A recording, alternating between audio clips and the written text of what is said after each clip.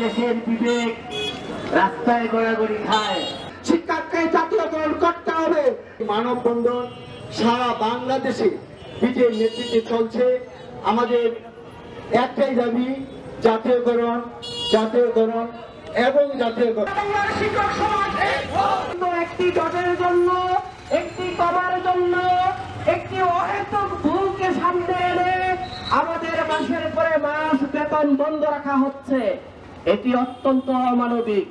আমি বলবো অতি দ্রুত বাড়ি ভাড়া, উৎসব ভাতা এবং চিকিৎসা ভাতা, বিনোদন ভাতা শতভাগে উন্নীত করতে হবে। আমরা গতকাল একটি পত্রিকায় দেখলাম বর্তমানে যে মাউসির ডিজি মহোদয় বললেন যে শিক্ষকদের বাড়ি ভাড়া নিয়ে কাজ করা হচ্ছে, শিক্ষকদের সভ্যতা নিয়ে কাজ করা হচ্ছে, এটি অনেক কম।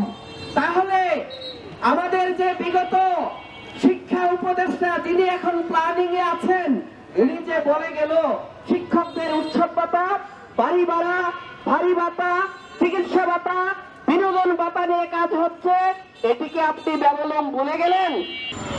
আজকের এই টার্নিং পয়েন্ট থেকে আমরা বলতে চাই, আমাদেরকে মাত্র 1000 টাকা বাড়ি ভাড়া দেওয়া হয়, আমাদেরকে মাত্র 3125 টাকা আকর্ষণ করছি মাননীয় শিক্ষা উপদেষ্টার প্রতি।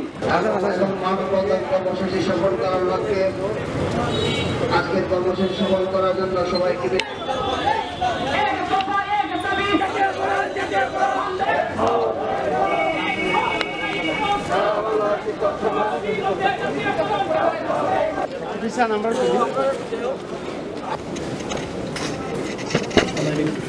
ক্যামেরাটা আগাইছে।